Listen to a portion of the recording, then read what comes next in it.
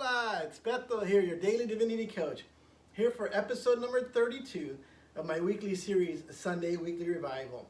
I'm going to go ahead and tag some friends. If you're watching the recorded video, go ahead and fast forward a few minutes while I tag some friends and we get an audience going. So let me go ahead and tag some friends here. Let them know that we're live and ready to go. All right. So again, just tagging some friends, letting them know that we're live and we're ready to go for today's special episode. Really excited about this episode, as I'm sure you will be. Again, episode number 32 of my weekly series, Sunday Weekly Revival. So I'm just tagging some friends, seeing who's live on Facebook, so that we can get an audience going, and then we'll get started shortly with episode number 32 of my weekly series, Sunday Weekly Revival. So again, just tagging some friends, and then we'll get started real soon here. Just seeing who's available to join us live, and we'll get started real soon. Really excited again about episode number 32 of my weekly series, Sunday Weekly Revival. So just seeing who all's out there, and then we'll get started very soon here. And I'll give an introduction, and I just see a few more people that are live, and then we'll get started. Yeah, just a few more.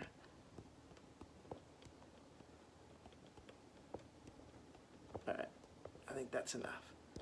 Perfect. All right, shout out to Emma Lou. All right, we already got an audience starting here. Emma Lou, you can hear me all right? My volume's working. I'm gonna assume so, because I'm seeing some hearts and whatnot float up. So I'm assuming that our audio is good. So, all right, it is good. Perfect. So, just a brief introduction while we're allowing people to join. We put the word out that we're starting live, so I'm sure more people will be joining now. But again, shout out to Emma Lou, because she calls me after every episode or before every episode and says, "Don't forget my shout out." So I want to make sure I got that in. Emma Lou is my tia, my aunt, and my biggest supporter, and I appreciate her dearly. So, my name is Beto. I am your daily divinity coach. I'm originally from San Francisco. I hail from Mazatlan, but now live in Boston, so I'm on the East Coast now. I teach on three main topics or subjects. Number one being the law of attraction, or what I like to call manifesting abundance, being limitless. I was tutored in the law of attraction as a young child, starting at the age of 10, and still today, I'll be honest with you, still today, but starting at the age of 10 by my mother. She was really into the law of attraction, and she's been my tutor, and I follow no other when it comes to the law of attraction. I also teach about liberation theology. I was introduced to liberation theology while I was studying in college, and then that was my emphasis of study. I was blessed to study Harvard Divinity School. I'm a Harvard University Divinity School graduate with some of the top minds in that field. And I also hold a Master Divinity degree. So I teach about liberation theology, what I call manifesting justice or social justice. And the third main topic or subject that I talk about is immortality. And how did that come about? Well, it was really a 10-year self-study. I have no immortality coach. I had no immortality professors to refer to. It really was a self-study. And I studied, ancient text. I studied ancient wisdom. I studied health, fitness, wellness. I studied the arts for inspiration, different artists, like two that I'm talking about today. So it was just a self-study that I just delve into. And the culmination of that 10-year self-study was the work that I began here on social media and professing immortality. And so I post every day on social media here on Facebook, on Instagram, Twitter. I put up a daily post of about a paragraph, a written paragraph. And then every Sunday I'm here live. I do the Sunday Weekly Revival series on Instagram Live and on Facebook Live. And here on Facebook Live every Sunday starting at 8:35 a.m. Pacific Standard Time for those of you on the West Coast, where I'm originally from, and then 11:35 a.m. Eastern Standard Time, where I'm at now on the East Coast in Boston. So I'm here every Sunday for my Sunday Weekly Revival series, with the exception of the first Sunday of the month. I'm still here with you live, but I do my monthly mailbag, and that's an opportunity for you to pre-submit questions, and then I provide thoughtful responses live here on the air. I'm here every Sunday with you all. And what else do I do? I provide these bracelets, actually. There's a a gold, no, that's not gold, a gray bracelet that reads Manifesting Justice, or Social Justice, a black one that reads Manifesting Immortality, and a blue one that reads Manifesting Abundance. And this is reflective of the three topics or subjects that I speak on. They're rubber bracelets. I produce them. I give them away for free. So if you live anywhere in the U.S., it's free shipping as well. In Europe or North America until the end of March, also free shipping. So if you haven't received your free set of Manifest bracelets, make sure you reach out. I just need a name and an address.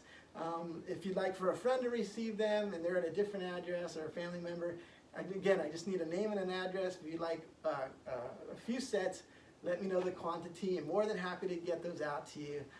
Again, no cost.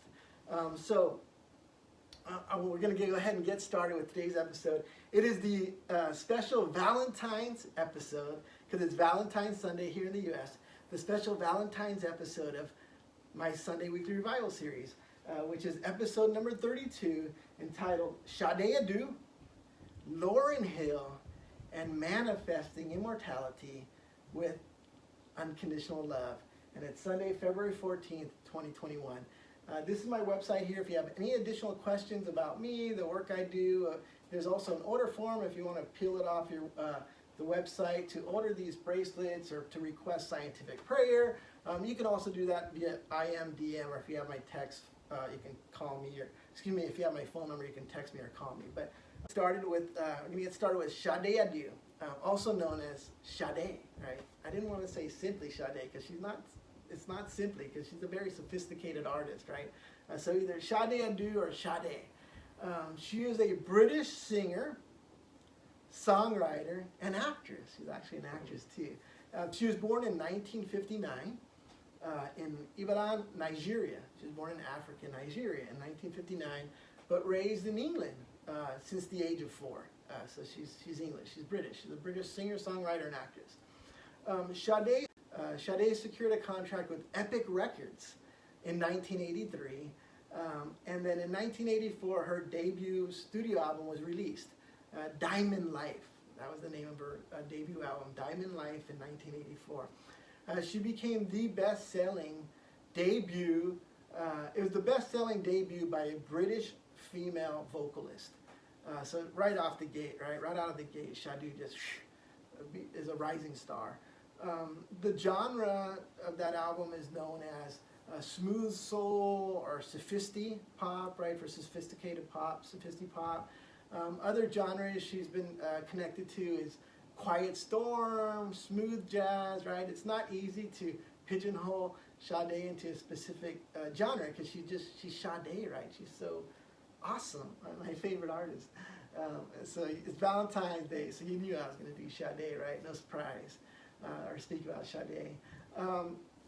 That debut album, Diamond Life, had 4 hit singles, including Your Love is King and again, 4 hit singles, including Your Love is King and Smooth Operator. Smooth Operator was a huge hit here in the U.S. Really launched her here in the U.S. That album was both a commercial success and a critical success. The critics loved it, as well as the people who bought the albums, right? In 1985 was awarded she won the 1985 Brit Award for Best British Album. And the album was certified multi-platinum in both the UK and the US. It sold over 10 million copies globally, her debut album. So again, instant success, rising star right out the gate. In 1985, right, so then the next year, it was released, Sade performed at Live Aid at Wembley Stadium, again, 1985. And what was important about this to note is that, she just came out, she signed her record deal in 83. Next year, 84, comes out with Diamond Life. And then the next year, 85, she's performing at Live Aid, right, at Wembley Stadium amongst the who's who of British artists, right? So she's right there with the Style Council, right? My favorite band. Sting, Phil Collins is on that stage. Paul Young, U2, Queen, right? With Freddie Mercury, David Bowie, The Who, Elton John. I mean, she's up there with some of the greatest artists in history, in British history. And that's in 1985, Live Aid concert at Wembley Stadium. Sade's second album, Promise, was released in 1985. And it peaked at #1, both in the UK and the US on the Billboard charts, Billboard 200. And it was certified 4 times platinum. And 2 of the singles, Never As Good As the First Time and The Sweetest Taboo, peaked at #5 on the Billboard Hot 100. So two huge single hits off of that album. Sade's prolific, right? I like to say that she never produced a bad album or a bad song. I mean, they're all, to me, all just amazing art. Her albums and her songs, all of them, in my opinion. After Promise, she produced 4 more studio albums, including Stronger Than Pride.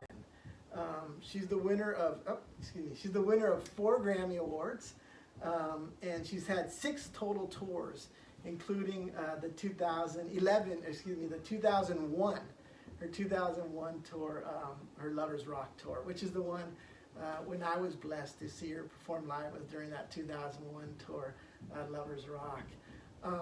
So what I want to do now is shift gears a bit and actually recite some of the lyrics to Sade's songs. So she would sing these lyrics. I'm just going to recite them. So we're going to start with By Your Side. And it's from Sade's 2000 Lovers Rock album. And here's some of the lyrics.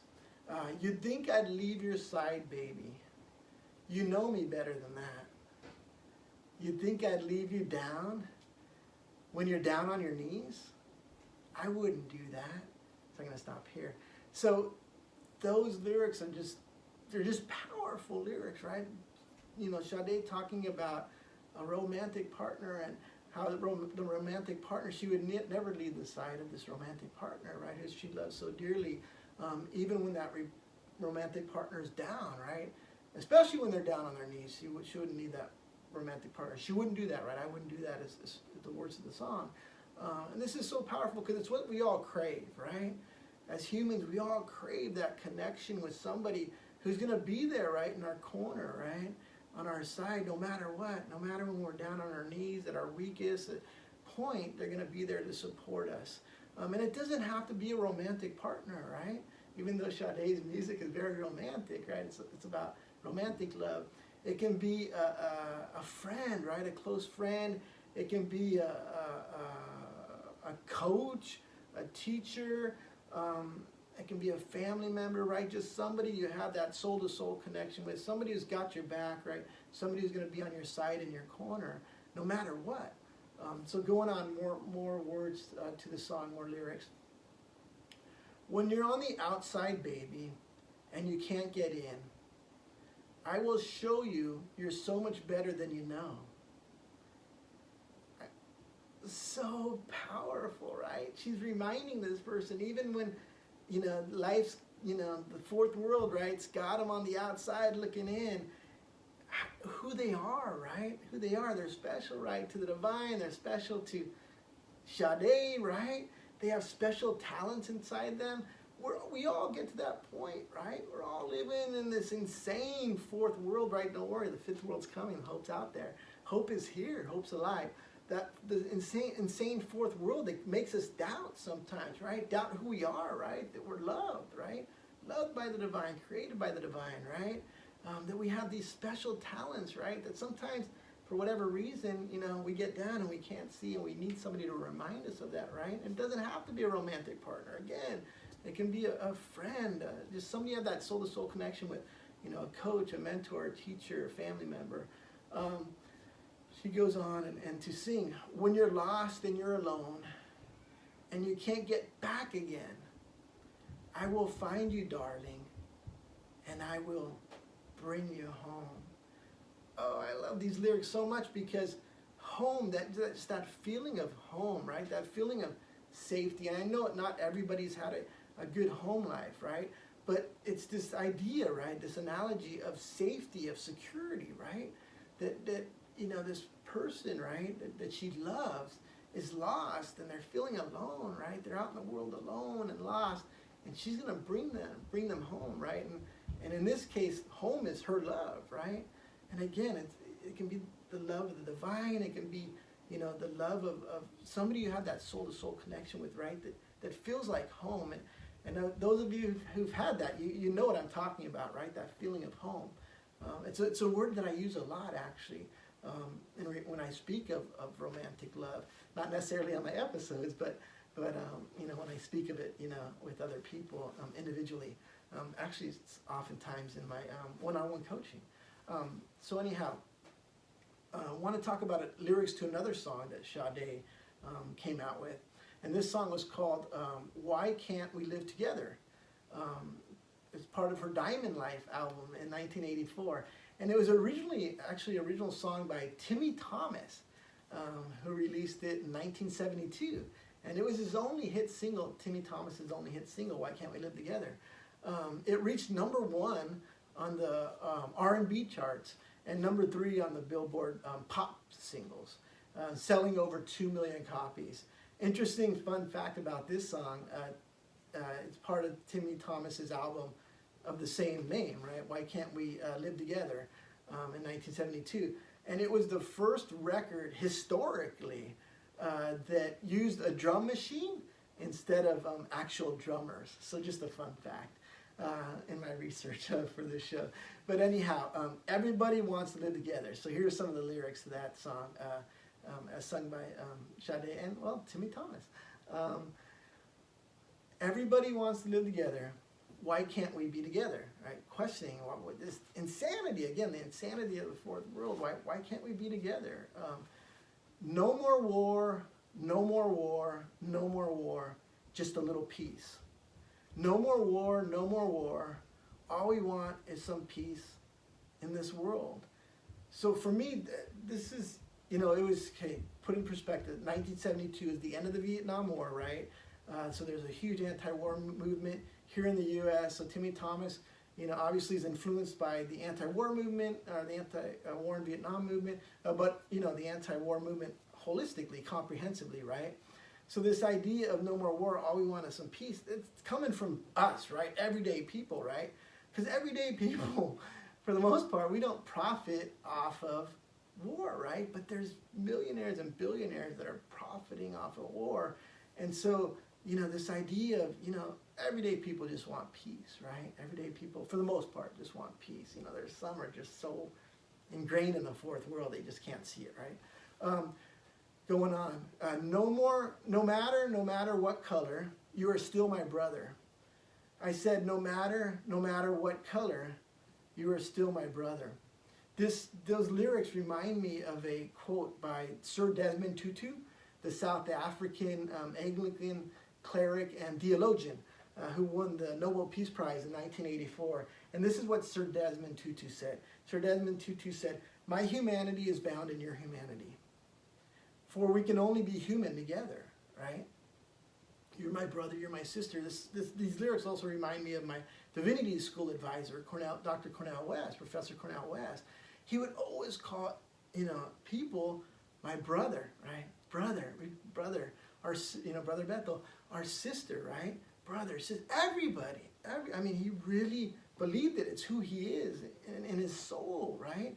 That he understands we're all connected, right? We're all connected through the divine, right? The divine, who's love, right? We're all connected through love, right? Humanity. So very, very powerful lyrics. So we're going to go ahead and shift gears and move to Lauryn Hill now. The artist Lauryn Hill. Born in 1975 in Newark, New Jersey. Been to Newark several times, spent a lot of time actually in the Newark airport, but also been in the city and whatnot. So again, Lauryn Hill, born 1975 in Newark, New Jersey. She's a singer, a rapper, a songwriter, and a record producer. She actually helped break barriers for female rappers. And she also helped bring hip-hop to pop music. She is considered one of the great rappers and also a pioneer of the genre New Soul. So we talked about the genres that Sade is connected to, Lauryn Hill's connected to the genre New Soul. She actually began singing as a young child with her family, her musical family. She appeared in 1993's film Sister Act 2, which starred Whoopi Goldberg. If you've seen that movie, if not, you can Google it or maybe watch it. But again, Sister Act 2, she appeared in. And then as a high school student, she was approached by Pras Michel to join a band. He was starting a band, and Pras wanted Lauryn Hill to join his band. And so that band became known as the Fugees, right? Pras Michel's cousin, Wyclef Jean, joined, and they formed the Fugees. As you probably know, or maybe not, Wyclef Jean is originally from Haiti, where my youngest son's mother also originates. And so anyway, the Fugees is short for refugees, right? Although Lauryn Hill's not from Haiti, Wyclef Jean and Pras Michel have that background. So they named the band the Fugees, which is short for refugees. Their first album was released in 1994, and it was entitled Blunted on Reality. And then their second album just took off, right? Their second album, Grammy Award-winning album, The Score, came out in 1996.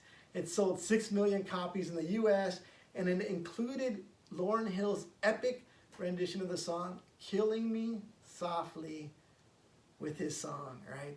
Powerful, powerful song. I remember hearing that song for the first time on the radio, Lauryn Hill's rendition of Killing Me Softly with the song, and I remember, I said, wow, I know that song. You know, that was a Roberta Flack song, right? Roberta Flack sang that back in 1973. I remember the young child. My parents would put, you know, the 8-track. Back in the day, they had the 8-track cassettes in the cars. And they put the 8-track in, and we'd listen to Killing Me Softly with the song by Roberta Flack. But when Lauryn Hill sang it, oh my goodness. I mean, amazing epic verse. She just took it to another level, right? I was just blown away. I was like, wow. Because oftentimes you hear covers of songs, you're like, oh, that was cool, but I like the original better. Lauryn Hill did her own thing with that song, right? She made it a Lauryn Hill song, and it just took her to a whole nother level, right? Another stratosphere, what they call making someone a star. That's what that song did for Lauryn Hill. So then fast forward 2 years, Lauryn Hill comes out with her solo album, right? Actually her sole solo album, and it was called The Miseducation of Lauryn Hill. Tremendous success, both critically, the critics loved it, commercially, you know, lots of people bought her album. It debuted at #1 on the Billboard 200. So she becomes a solo artist right out the gate, #1 on the Billboard 200, her album, The Miseducation of Lauryn Hill.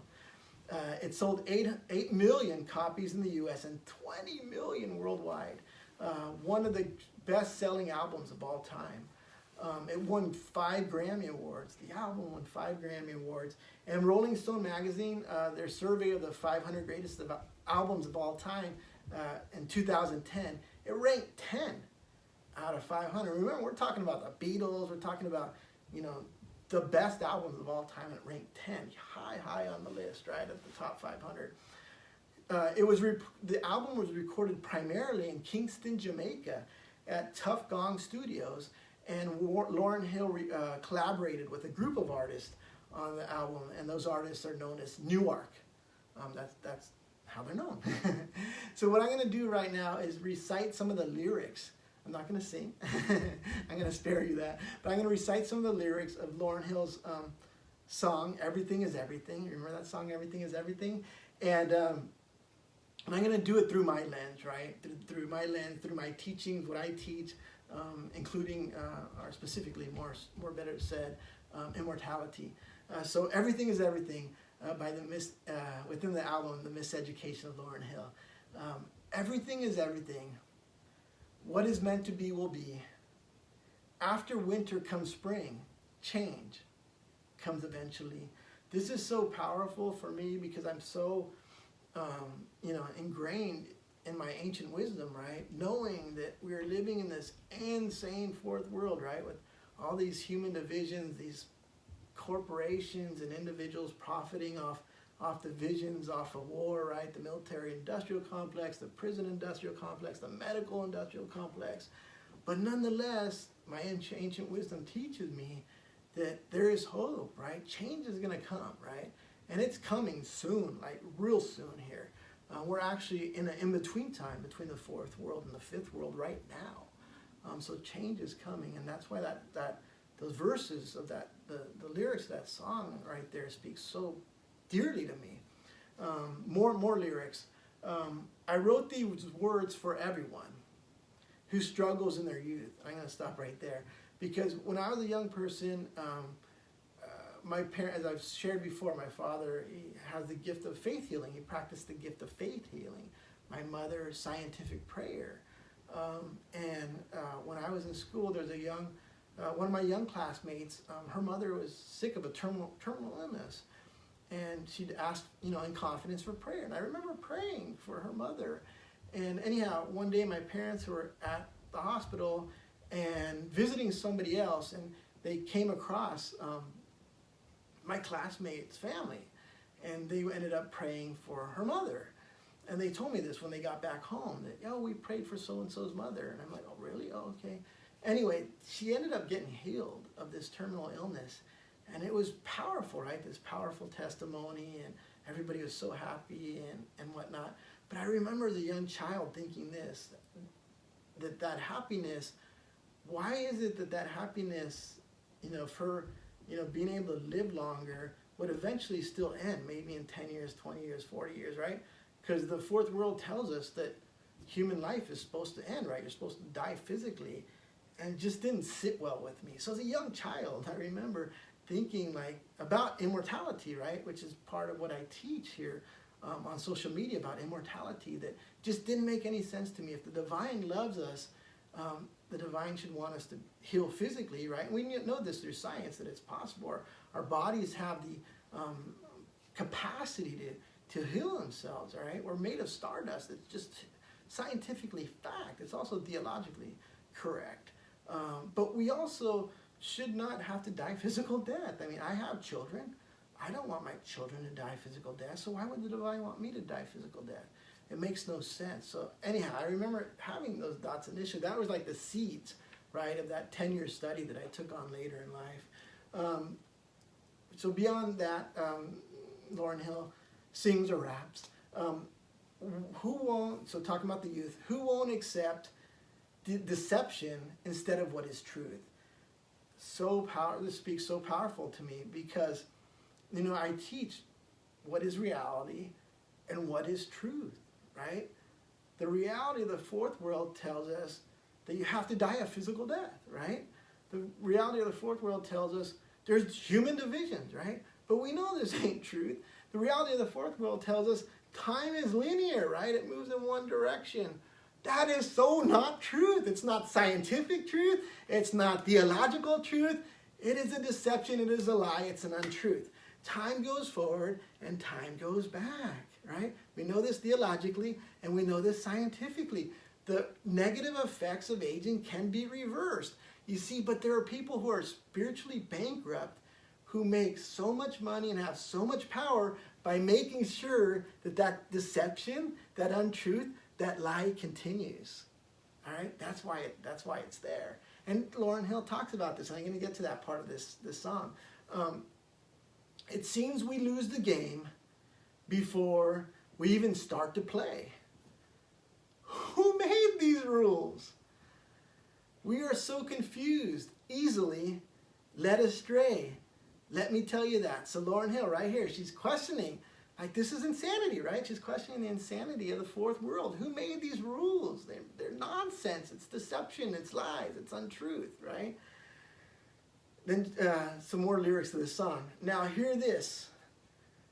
Mixture where hip-hop meets scripture. I love that verse, because she's talking about mixing art with what? With ancient text, right? That's my episode. That's what I do on social media. I use art, right, as a reference. And I bring in ancient text. I bring in ancient wisdom, right? So now hear this. Mixture where hip-hop meets scripture. Turning a negative thought into a positive picture, right? Turning a negative thought into a positive picture. And the ones on top, all right, so now she's getting to the rulers, right? The lords of scarcity.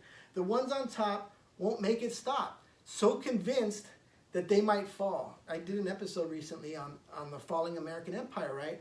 And how the rulers of the fourth world, right? Of these rulers of these empires of white supremacy, right? These lords of scarcity, how they're so afraid, right? They're so afraid of losing their power, right? That they won't stop these lies and these deceptions and these untruths, and it all comes from fear. Toni Morrison spoke about this, right? I did an episode on Toni Morrison when she talks about the fear of these people who are on top. Who do they fear? They fear us, everyday people. They fear everyday people saying, you know what? The future's ours, right? We're going to usher in the fifth world. All this division, all these untruths about time, about physical death, right? No más. No more. We're going to move forward. And that's what they fear the most, because that's how they maintain their powers, through these deceptions and these lies, right? These people who are making millions and billions of dollars, right? These heads of these corporations and these individuals. It's through the lies, it's through the deception. And they fear us waking up, as Bob Marley would say, right? Because once we do, it ends, right? Their power ends. That's why I talked about flipping the currency, right? To immortality, right? From man-made money, because that's all it is. It's just man-made money. Look at it, the pictures, right? It's just men, right? For the most part. I mean, there's sometimes it's women, but it's just human-made money. That's all it is, right? So anyhow, she goes on. Let's love ourselves, and we can't fail. To make a better situation, tomorrow our seeds will grow. All we need is that dedication. Let me tell you that. So I love these verses here, because she's talking about love, right? Self-love and loving ourselves and getting together, and how the seeds of truth will grow, right? Tomorrow's going to be better, right? The fifth world, we can usher it in, right? It's here. It's on the horizon, right? We're in that in-between time between the fourth world and the fifth world. And so I'm actually over time a little bit, but I'm going to go ahead and end here. But I do so appreciate you. This has been the special Valentine's episode of Sunday Weekly Revival, episode number 32, Sade, Lauryn Hill, and Manifesting Immortality with Unconditional Love. Again, so grateful for you for watching this show. Those of you watching live, those of you watching the recorded video, grateful for this opportunity. And I hope you join again live next Sunday. I'm here I'm here every Sunday live on Facebook Live, starting at 11:35 a.m. Eastern Standard Time here out in the East Coast, where I live now, and 8:35 a.m. Pacific Standard Time out west, where I'm originally from. So again, very grateful for you. Hope you can join live again next Sunday. If you missed any part of this episode, I will post the recorded video, so you can go back and watch, or you can share with friends and whatnot. So again, bye-bye now, and blessings. May you have a blessed rest of your day or evening, wherever you may be. Bye-bye.